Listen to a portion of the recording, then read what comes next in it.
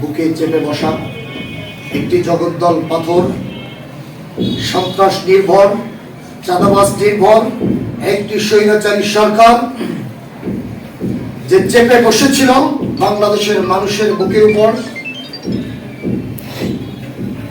বাংলাদেশে যে লুটপাটের একটি রাজত্ব কায়েম করেছিল, গুম খুন অত্যাচার নির্যাতন নিষ্পেষণের স্টিমরোলার চালিয়ে বাংলাদেশের মানুষদেরকে দাবিয়ে রাখার চেষ্টা করেছিল, সেই স্বৈরাচারের বিরুদ্ধে একটি রক্তক্ষয়ী লড়াইয়ের মধ্য দিয়ে আল্লাহ রাব্বুল আলামিন আমাদেরকে ইসলামের কথা, দ্বীনের কথা, দেশপ্রেমের কথা স্পষ্টভাবে প্রকাশ্যে বলার যে তৌফিক আল্লাহ সুবহানাহু ওয়া তাআলা দিলেন, সেই আল্লাহ সুবহানাহু ওয়া তাআলার দরবারে শুকরিয়া আদায় করব। হৃদয়ের সবটুকু ভালোবাসা উজাড় করে দিয়ে সবাই জোরে সোরে বলি আলহামদুলিল্লাহ।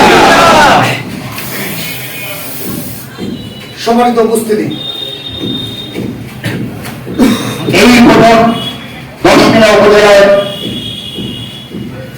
যারা এই দেশের পক্ষে, এদেশের স্বাধীনতা সার্বভৌমত্বের পক্ষে, সন্ত্রাসের বিরুদ্ধে, অত্যাচার নির্যাতনের বিরুদ্ধে, ইসলামের পক্ষে যে যেখানে যেভাবে কথা বলতো, কথা বলার চেষ্টা করত, এই স্বৈরাচার সরকার তাকে মামলা দিয়ে হামলা করে, জুলুম নির্যাতন করে, জেলে পড়ে নির্যাতন করে দাবিয়ে রাখার চেষ্টা করেছিল।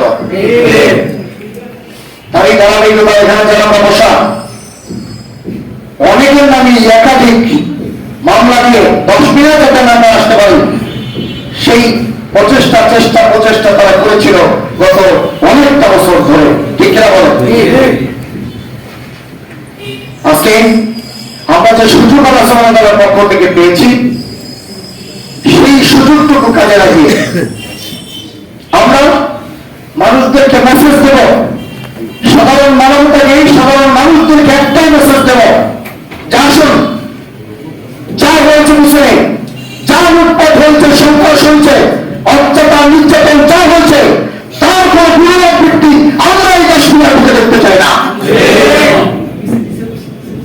নতুন কোন সকল আর এই আকাশে ডানা মেলে উঠতে পারবে না ইনশাআল্লাহ।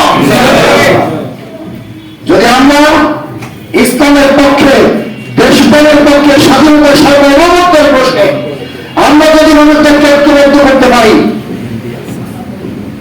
তাই আগামী বাংলাদেশ, আগামী দেশগুলো উপজেলা ইনশাআল্লাহ ইসলামের দেশগুলো উপজেলা হবে। সেজন্য আমাদের বসে থাকলে চলবে না। পাড়ায় পাড়ায়, মহল্লায় মহল্লায় দুর্বার আন্দোলন করে তুলতে হবে। আমরা তো হামলা জুলুম নির্যাতন শিকার হয়েছি। আমাদের ভাইরা, আমাদের বোনেরা, আমাদের শ্রমিকরা, ছাত্ররা, বৃদ্ধরা, শিশুরা পর্যন্ত বাদ যায়নি, রক্ত দিয়েছে। নতুন করে কোন চাঁদাবাজি গ্রুপ সৃষ্টি করার জন্য নয়। এখন যখন আমরা শুনতে পাই অনেক জায়গায় বাসের স্ট্যান্ডে একদল চাঁদাবাজি করত, এখন একটা গ্রুপ একটা লেভেল লাগাইছেন। কোথায় তারা ছিল আমরা জানি, কে কোথায় ছিল আমরা জানি।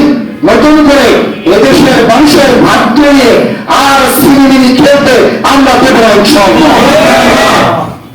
সেজন্য আমাদেরকে ঐক্যবদ্ধ হতে হবে।